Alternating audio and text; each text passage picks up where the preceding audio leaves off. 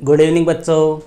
देखो बच्चों, अपने आज की जो क्लास है इसमें चर्चा करेंगे अपने पॉलिटिकल साइंस की जो फर्स्ट बुक है समकालीन विश्व में राजनीति।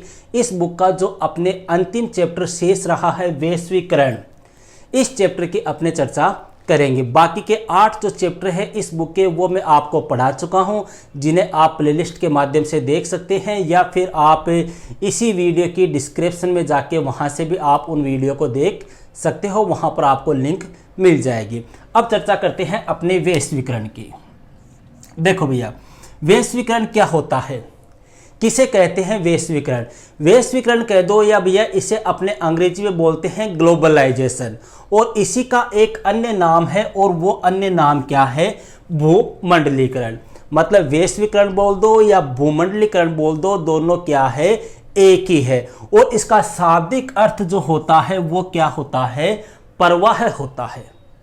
वैश्वीकरण का जो अर्थ होता है वो क्या होता है? प्रवाह होता है। प्रवाह का मतलब एक स्थान से दूसरे स्थान पर आना या जाना, वही क्या कहलाएगा? प्रवाह कहलाएगा। जैसे मैं यहाँ से मान लो जयपुर जा रहा हूँ, जयपुर से मैं अजमेर जा रहा हूँ, अजमेर से मैं यहाँ आ रहा हूँ, या मैं जापान से अमेरिका जा रहा हूँ, अमेरिका से भारत आ रहा हूँ, तो ये क्या कहलाएगा? प्रवाह ही तो होगा। अब ये प्रवाह जो होता है वो भी कई प्रकार का होता है। प्रवाह जो है वो अपने किसी वस्तु का भी हो सकता है, कोई सामान है उसको हम एक जगह से दूसरे स्थान पे बेचते हैं, या अपने पूंजी का भी हो सकता है, पैसों का प्रवाह। जैसे मान लो किसी के पिताजी बाहर रहते हैं, इराक में रहते हैं, सऊदी में रहते हैं, तो वो क्या बेचते हैं? वहाँ से पैसे या पूंजी नहीं बेचते क्या? तो वो भी क्या है? प्रवाह है। या विचारों का मतलब अपने कोई संदेश भेजना। जैसे मान लो कोई बाहर, कोई विदेश में रह रहा है, वो अपने से फ़ोन पे बात कर रहा है, कोई समाचार हमें दे रहा है, कोई संदेश दे रहा है, अपने विचार वो प्रकट कर रहा है, हम अपने विचार प्रकट कर रहे हैं। या इसके अलावा सेवा का या लोगों का क्या होना? एक देश से दूसरे देश में आना या जाना, वही क्या कहलाता है? प्रवाह कहलाता है। तो वैश्वीकरण की क्या परिभाषा हो गई? वैश्वीकरण का शाब्दिक अर्थ है प्रवाह, जिसके अंदर किसी वस्तु, पूंजी, विचार, सेवा या लोगों का एक देश से दूसरे देश में क्या होता है? आवागमन होता है। उसी को अपने क्या कहते हैं? वैश्वीकरण कहते हैं, ग्लोबलाइजेशन कहते हैं। और वैश्वीकरण का अन्य नाम क्या हो गया? भूमंडलीकरण। अब देखो भैया, आपको एक ऐसी ऑलराउंडर परिभाषा बता रहा हूं जो आप चाहे कक्षा 10 से लेकर बीए तक आप काम में ले सकते हो। प्रवाही तो हो रहे, तो ठीक है। अब प्रवाह कैसे होगा, इसकी एक सीधी सी परिभाषा ध्यान रख लो। अर्थात एक देश की अर्थव्यवस्था को दूसरे देश की अर्थव्यवस्था के साथ में जोड़ना या मिला देना, वही क्या कहलाता है? वैश्वीकरण कहलाता है। एक देश की अर्थव्यवस्था, ये भैया एक देश आ गया, ये दूसरा देश आ गया, इन दोनों देशों की अर्थव्यवस्था को क्या कर दो? मिला दो। मतलब यहाँ का व्यापार इधर हो रहा है, यहाँ का व्यापार इधर हो रहा है, यहाँ की पूंजी इधर आ रही है, यहाँ की पूंजी इधर जा रही है, यहाँ के लोग इधर आ रहे हैं, यहाँ के लोग उधर जा रहे हैं, वही क्या कहलाता है? वैश्वीकरण कहलाता है। तो वैश्वीकरण का अर्थ व परिभाषा, ये क्वेश्चन भैया पहले भी अपने पूछा हुआ है। तो वैश्वीकरण का अर्थ क्या हो गया? प्रवाह है। प्रवाह के अंतर्गत अपने पूंजी, विचार, वस्तु, सेवा, इन लोगों का क्या होता है? प्रवाह होता है। अर्थात अपने कह सकते हैं कि एक देश की अर्थव्यवस्था को दूसरे देश की अर्थव्यवस्था के साथ में जोड़ना या उनको मिलाना या उनको एक करना, वही क्या कहलाता है? वैश्वीकरण कहलाता है। आगे देखो, अब ये प्रवाह होगा, इस प्रवाह के कारण क्या होगा भैया? प्रवाह के कारण विश्वव्यापी पारस्परिक जुड़ाव उत्पन्न होगा। देखो मैंने यहाँ पे 2012 लिखा है, ये 2012 की जो अपने बोर्ड एग्जाम हुई थी, उस बोर्ड एग्जाम में ये क्वेश्चन पूछा जा चुका है कि प्रवाह के कारण क्या उत्पन्न होता है, या प्रवाह के कारण उत्पन्न होता है क्या होता है? विश्वव्यापी पारस्परिक जुड़ाव। पारस्परिक जुड़ाव कैसे? अब जैसे ये चीजें हैं, इन्हीं का तो प्रवाह होगा। इनका प्रवाह जैसे एक देश से दूसरे देश में होगा, तो उन दोनों देशों के मध्य आपस में क्या होंगे? घनिष्ठ संबंध होंगे। उन देशों के मध्य आपस में क्या बढ़ेगा? जुड़ाव बढ़ेगा, प्रेम बढ़ेगा, स्नेह बढ़ेगा, एक प्रकार से सहयोग या समन्वय की भावना कायम होगी। क्लियर है? भारत ने यह प्रक्रिया 1991 से अपनाई। कौन सी प्रक्रिया? भूमंडलीकरण या वैश्वीकरण की प्रक्रिया। देखो इनको शॉर्टकट में बोलते हैं एलपीजी। एलपीजी की प्रक्रिया जो है वो भारत ने कब अपनाई थी? 1991 में। एल का मतलब लिबरलिज्म, प्राइवेट और ग्लोबलाइजेशन। ठीक है, मतलब हिंदी में बोले तो भारत जो है भैया 1991 में भारत में एक प्रकार से वित्तीय संकट उत्पन्न हुआ था। मनमोहन सिंह के टाइम पे, जो उस समय अर्थशास्त्री थे, तो उनके टाइम पे ये वित्तीय संकट उत्पन्न हुआ था और उसी वित्तीय संकट को दूर करने के लिए भारत ने वैश्वीकरण, उदारीकरण और निजीकरण, ये तीनों प्रक्रिया अपनाई थी, जिनको शॉर्टकट में क्या बोलते हैं, LPG। तो अपने को ज़्यादा नहीं ध्यान रखना है, अपने इतना ही ध्यान रखना है कि भारत जो है इसने वैश्वीकरण की प्रक्रिया कब अपनाई थी, तो 1991 में।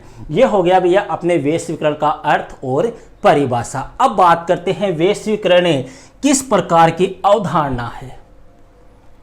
कई बार क्वेश्चन आता है वैश्वीकरण किस प्रकार की अवधारणा है या वैश्वीकरण की कौन कौन से आयाम है। तो देखो यहाँ पर वैश्वीकरण में क्या होता है, वस्तु का प्रवाह भी हो रहा है, लोगों का प्रवाह भी हो रहा है, विचारों का प्रवाह भी हो रहा है, अपने पूंजी का प्रवाह भी हो रहा है, संस्कृति का प्रवाह भी हो रहा है। तो अपने इस आधार पे कह सकते हैं कि वैश्वीकरण जो है वो एक आयामी नहीं है। वैश्वीकरण कैसी है, बहुआयामी अवधारणा है। किस प्रकार की अवधारणा है, बहुआयामी अवधारणा है। क्यों, क्योंकि इसमें भी या राजनीतिक है, अपने आर्थिक है, अपने सांस्कृतिक पक्ष है, इन सभी का क्या होता है, आदान प्रदान होता है। अपने किसी दूसरे देश में जाएंगे तो उस देश की संस्कृति से अपने कुछ सीखेंगे। ठीक है, अमेरिका के लोग भारत आएंगे तो भारत की संस्कृति से कुछ सीखेंगे, वहाँ की मुद्रा इधर जाएगी, इधर की मुद्रा यहाँ आएगी, वहाँ का साहित्य उधर जाएगा, उधर का साहित्य इधर आएगा। तो इससे क्या होगा, एक ही पक्ष प्रभावित नहीं होगा, इससे आर्थिक पक्ष भी प्रभावित होता है, इससे सामाजिक पक्ष भी प्रभावित होता है, इससे सांस्कृतिक पक्ष भी प्रभावित होता है। तो इस आधार पर अपने कह सकते हैं कि वैश्वीकरण जो है वो किस प्रकार की अवधारणा है, बहुआयामी अवधारणा है। क्योंकि इसका एक ही पक्ष नहीं है, इसके बहुत सारे पक्ष है, आर्थिक भी है, राजनीतिक भी है और सांस्कृतिक भी है। अब बात करते हैं वैश्वीकरण के प्रमुख कारण। देखो भैया वैश्वीकरण के प्रमुख जो कारण है वो कितने हैं, अपने 3 कारण है। वैश्वीकरण के कितने कारण है, 3 कारण है, जिनमें सबसे पहला जो कारण आता है, सबसे मेन जो कारण आता है वो है प्रौद्योगिकी। प्रौद्योगिकी का मतलब हो गया अपने नए नए ये यंत्र वगैरह, नए नए मशीनों का, नए नए संचार के साधनों का क्या होना, उत्पन्न होना, इनका प्रयोग होना, इनकी स्थापना होना। देखो प्रौद्योगिकी के अंतर्गत जैसे आपके टेलीग्राफ है, टेलीफोन है, मोबाइल फोन है, माइक्रोचिप है, अपने इंटरनेट वगैरह है, इनसे क्या हुआ भैया, इनका आविष्कार हुआ। इनका आविष्कार होने से क्या हुआ, कैसी क्रांति प्रारंभ हो गई, संचार क्रांति प्रारंभ हो गई। मतलब घर बैठे अपने विदेशों की सूचनाएं जो है वो तुरंत प्राप्त करने लगे। आज अमेरिका में क्या हो रहा है, अमेरिका की घर बैठे अपने को न्यूज़ मिल जाएगी, तुरंत मिल जाएगी कि अमेरिका में इस प्रकार से हुआ। अपने विदेश में मान लो अपने कोई परिवारजन के कोई लोग रह रहे, तो घर बैठे अपने मोबाइल के माध्यम से उनको संदेश दे सकते हैं। तो ये क्या हुई, संचार क्रांति प्रारंभ हो गई। और ये संचार क्रांति किसके माध्यम से प्रारंभ हुई, प्रौद्योगिकी की वजह से। तो इस प्रौद्योगिकी के कारण इनका आविष्कार हुआ, जिनसे संचार क्रांति प्रारंभ हुई। और संचार क्रांति प्रारंभ होने से क्या हुआ, अपने जो विचार है, जो वस्तु है, जो पूंजी है, जो लोग है, इनका आवागमन भी क्या हो गया, आसान हो गया। और इनका आवागमन आसान होने की वजह से ही अपने कौन सी प्रक्रिया प्रारंभ हुई, वैश्वीकरण की प्रक्रिया प्रारंभ हुई। ठीक है, आप अभी इनको समझ लो, लास्ट में जैसे ही मैं पूरा समझा दूंगा आपको, फिर इसके बाद में आपको नोट्स भी लिखा दूंगा। दूसरा पॉइंट आता है भैया विश्वव्यापी पारस्परिक जुड़ाव का बढ़ना। विश्वव्यापी पारस्परिक जुड़ाव कैसे, लोग एक देश से दूसरे देश में गए, एक देश के विचार दूसरे देश में आए, एक देश की पूंजी दूसरे देश में गई, दूसरे देश की पूंजी तीसरे देश में गई। इससे क्या हुआ, वहां के लोगों में पारस्परिक जुड़ाव बढ़ा, वहां के लोग आपस में मिलने लग गए। उस पारस्परिक जुड़ाव से क्या हुआ, विश्व के विभिन्न भागों में लोग आज भी आपस में क्या हो गए, जुड़े हुए हैं। और वो जुड़े हुए किस लिए है, क्यों, क्योंकि प्रौद्योगिकी का विकास हुआ, प्रौद्योगिकी का प्रारंभ हुआ। प्रौद्योगिकी का प्रारंभ होने से इन यंत्रों का आविष्कार हुआ, इन यंत्रों का आविष्कार होने से लोगों में क्या हुआ, जुड़ाव हुआ। ठीक है, इससे क्या हुआ, एक देश में घटित होने वाले घटना का पता जो है वो तुरंत दूसरे देश में चल जाता है। एक देश में क्या घटित हो रहा है उसकी जानकारी हमें घर बैठे ही प्राप्त हो जाती है। और उपरोक्त कारणों की वजह से लोगों में पारस्परिक जुड़ाव बढ़ा। और यही पारस्परिक जुड़ाव जो है वो किसका कारण बना, वैश्वीकरण का कारण बना। तीसरा पॉइंट है अपने पूंजी और वस्तुओं का क्या होना, आवागमन होना। वैश्वीकरण में क्या होता है, पूंजी है, वस्तु है, विचार है, इन्हीं का क्या हुआ था, आवागमन हुआ था। ये एक देश से दूसरे देश में गए थे। ठीक है, जैसे भारत का सामान जो है वो अमेरिका जा रहा है, अमेरिका का माल भारत में आ रहा है, अमेरिका के लोग भारत आ रहे हैं, भारत के लोग अमेरिका जा रहे हैं। तो इनसे क्या हुआ, एक प्रकार से पूंजी और वस्तुओं का आवागमन हुआ। इनकी वजह से क्या हुआ, अपने वैश्वीकरण की प्रक्रिया जो है वो भी तीव्र गति से प्रारंभ हुई। क्लियर है। तो ये 3 पॉइंट अपने जो है वो किसके हैं, वैश्वीकरण के कारण। नेक्स्ट पॉइंट आता है भैया अपने वैश्वीकरण के प्रभाव, कि वैश्वीकरण हो गया, वैश्वीकरण क्या है, वैश्वीकरण के कारण क्या है। अब ये वैश्वीकरण की जो प्रक्रिया है इसका क्या प्रभाव पड़ा, और प्रभाव में सबसे पहले अपने बात करेंगे कौन से प्रभाव की, राजनीतिक प्रभाव की, कि राजनीति के ऊपर, पॉलिटिक्स के ऊपर वैश्वीकरण का क्या प्रभाव पड़ा। देखो, वैश्वीकरण की प्रक्रिया अपनाने से पहले जितने भी जो काम होते थे वो सब कार्य जो है वो किसके द्वारा किए जाते थे, अपने भारत या राज्य की जो सरकार होती थी उसके द्वारा फैसले लिए जाते थे। लेकिन वैश्वीकरण की प्रक्रिया प्रारंभ होने से क्या हुआ, बहुराष्ट्रीय कंपनियों का विकास हुआ, बहुराष्ट्रीय निगमों की स्थापना हुई। बहुराष्ट्रीय कंपनी किसको कहते हैं, ऐसी कंपनी जो 2 या 2 से अधिक राष्ट्रों के मध्य क्या करती है, व्यापार करती है, उसको बोलते हैं बहुराष्ट्रीय कंपनी।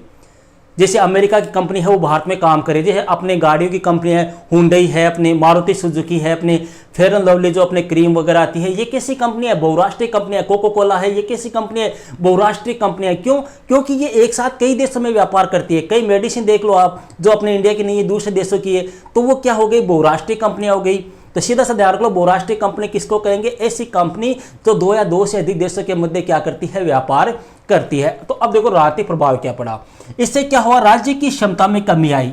राज्य की क्षमता में कैसी कमी आई, क्यों, क्योंकि वैश्वीकरण की प्रक्रिया होने से पहले जितने भी फैसले लेता था वो कौन लेता था, राज्य लेता था। क्यों, क्योंकि राज्य की जो अवधारणा थी वो कैसी थी, लोक कल्याणकारी राज्य की अवधारणा थी, कि आर्थिक, सामाजिक, राजनीतिक, धार्मिक जितने भी कार्य होंगे वो राज्य के अकॉर्डिंग होंगे। लेकिन वैश्वीकरण की प्रक्रिया आने के फलस्वरूप क्या हुआ भैया, इस लोक कल्याणकारी जो राज्य की अवधारणा थी उसमें क्या आ गया, परिवर्तन आ गया। अब राज्य का दायित्व सिर्फ इतना ही रह गया, सरकार का दायित्व इतना ही रह गया कि आप कानून बनाओ और देश की सुरक्षा का संचालन करो, देश की सुरक्षा व्यवस्था को बनाए रखो। जो व्यापार वगैरह का कार्य है वो सरकार के द्वारा नहीं हुआ, अब वह बहुराष्ट्रीय निगमों के माध्यम से किया जाने लगा।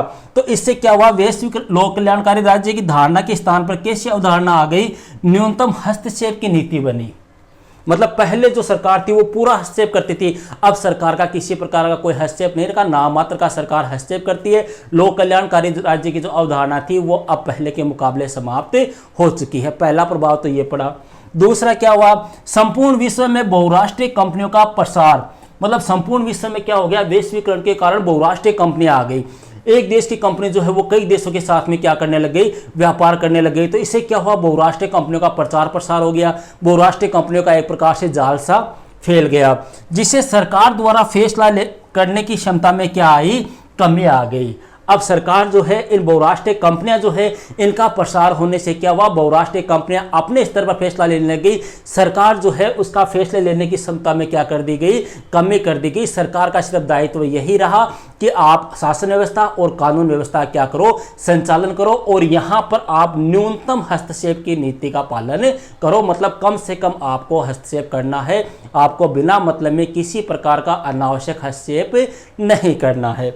इसके अलावा कुछ हद तक राज्यों की ताकत में वृद्धि भी हुई। अब वैश्वीकरण के कारण कुछ हद तक राज्यों की ताकत में, देखो यहाँ पर तो कमी भी लिखा है मैंने, लेकिन यहाँ पे वृद्धि भी हुई है। वृद्धि क्यों हुई है, वृद्धि इसलिए हुआ क्योंकि भैया वैश्वीकरण की प्रक्रिया होने से क्या हुआ, वैश्वीकरण की प्रक्रिया होने से क्या हुआ, जो तकनीकी साधन थे, तकनीकी साधन है, अपने उन तकनीकी साधनों के इस्तेमाल से जो राज्य थे वो अपने घर बैठे ही दूसरे राज्य से अपने नागरिकों के बारे में क्या कर सकते थे, सूचनाएं प्राप्त कर सकते थे। ठीक है, तो ये हो गए अपने वैश्वीकरण का कौन सा प्रभाव, राजनीतिक प्रभाव। नेक्स्ट जो अपनी क्लास होगी उसमें चर्चा करेंगे अपने आर्थिक और सांस्कृतिक प्रभावों की। अब आप कॉपी निकालो और हेडिंग लगाओ, वैश्वीकरण का अर्थ व परिभाषा, और लिखो, इसमें लिखो भैया,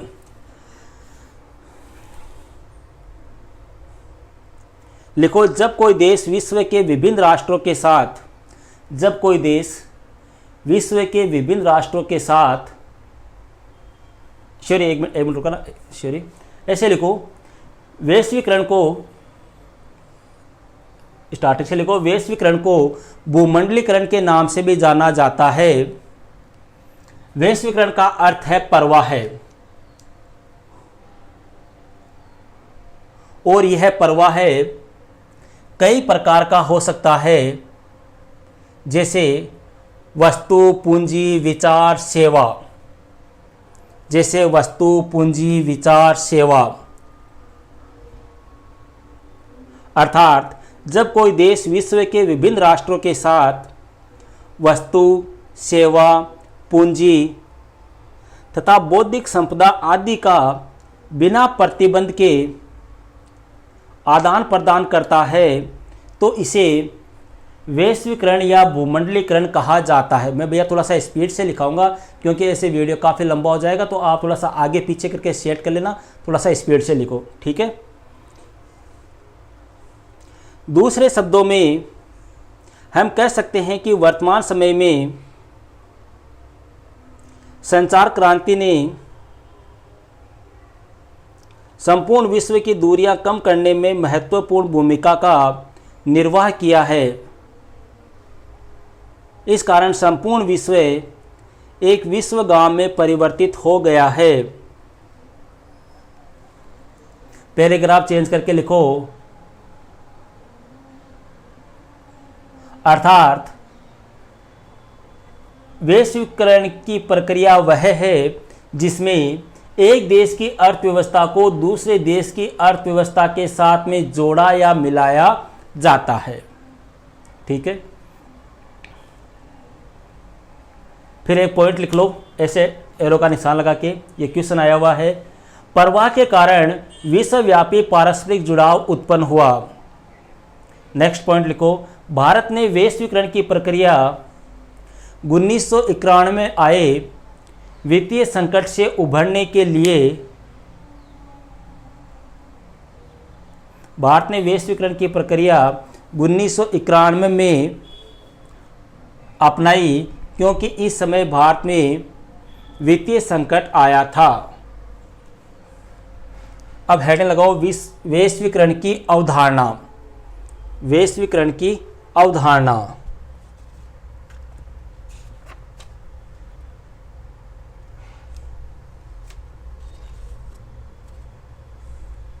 इसमें लिखो वैश्वीकरण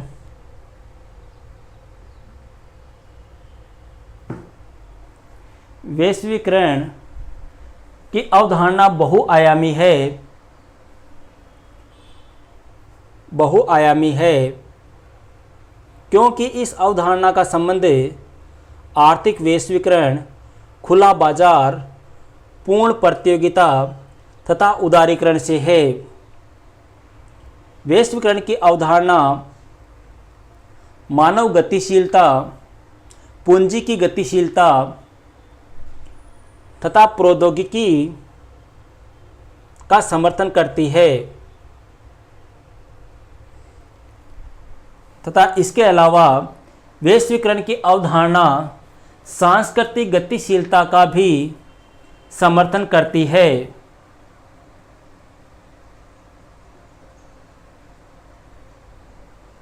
ओके, अब हेडिंग लगाओ भैया वैश्वीकरण के कारण, और इसमें लिखो वैश्वीकरण की प्रक्रिया के प्रमुख कारण निम्नलिखित है।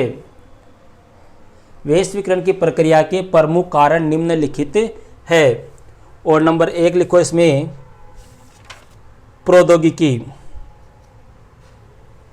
इसमें लिखो वैश्वीकरण के लिए प्रमुख जिम्मेदार कारक प्रौद्योगिकी है क्योंकि telegraph, telephone, mobile, internet, microchip, इनके आविष्कारों ने विश्व के विभिन्न भागों के मध्य संचार क्रांति कर दिखाई, जिसके कारण विचार, पूंजी, वस्तु व सेवा विश्व के विभिन्न भागों में आसानी से आदान प्रदान हुआ। इन प्रवाहों की गति में अंतर हो सकता है।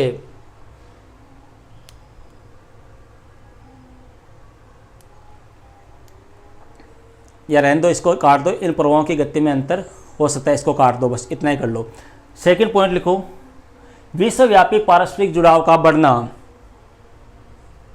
इसमें लिखो विश्व के विभिन्न भागों के लोग अब समझ रहे हैं कि वे आपस में जुड़े हुए हैं। आज हमें इस बात को लेकर सतर्क है कि विश्व के एक हिस्से में घटने वाली घटना का प्रभाव विश्व के दूसरे हिस्से में भी पड़ेगा। जैसे अगर किसी एक देश में सुनामी या बर्ड फ्लू जैसी आपदा आती है तो उसका प्रभाव दूसरे देश पर भी पड़ता है। ठीक इसी प्रकार जब कोई बड़ी आर्थिक घटना होती है तो उसका प्रभाव संपूर्ण विश्व के द्वारा महसूस किया जाता है। संपूर्ण विश्व के द्वारा महसूस किया जाता है।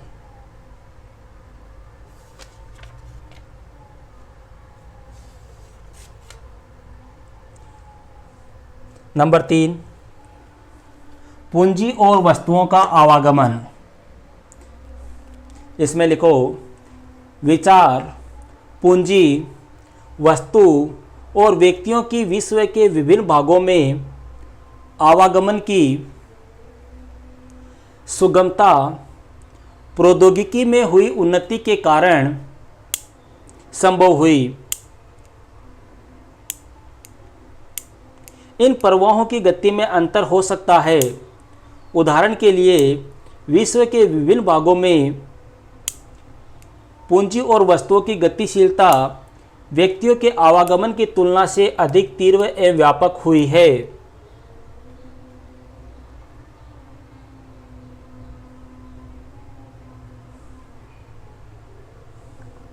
अब हेडिंग लगाओ बेटा अपने वैश्वीकरण के प्रभाव। ये वैश्वीकरण के क्या लिखा दिया आपको, कारण। अब हेडिंग लगाओ वैश्वीकरण के प्रभाव और इसमें लिखो वैश्वीकरण के प्रमुख प्रभाव। वैश्वीकरण की प्रक्रिया के प्रमुख प्रभाव इस प्रकार से है। नंबर 1 हेडिंग लगाओ राजनीतिक प्रभाव और इसमें लिखो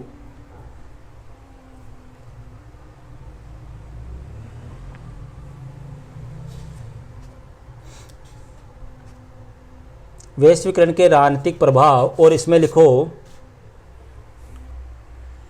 वैश्वीकरण के प्रमुख राजनीतिक प्रभाव निम्नलिखित है। नंबर 1 इसमें लिखो, नंबर 1 लगा के वैश्वीकरण के कारण राज्य की क्षमता में कमी आती है।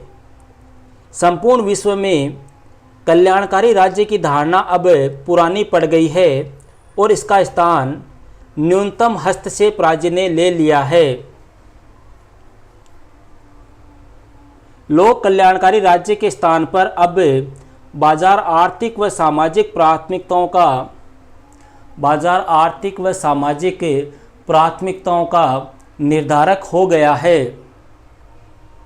संपूर्ण विश्व में बहुराष्ट्रीय कंपनियों का प्रसार हो गया है। बहुराष्ट्रीय कंपनियों के प्रसार ने इनकी भूमिका में वृद्धि की है। इससे सरकारों में अपने दम पर फैसला करने की क्षमता में कमी आई है। नंबर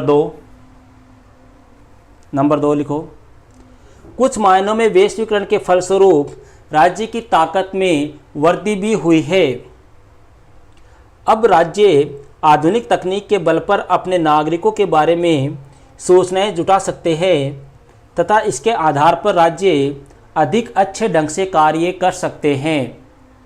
नंबर 3 प्रभाव लिखो, राजनीतिक समुदाय के आधार के रूप में राष्ट्र की प्रधानता को वैश्वीकरण से कोई चुनौती नहीं मिली है। तो ये थी भैया अपने चैप्टर, जो 9वां चैप्टर है अपने वैश्वीकरण या ग्लोबलाइजेशन, इसकी फर्स्ट क्लास। जल्द ही मिलते हैं अपने सेकंड पार्ट में। Okay, that's all.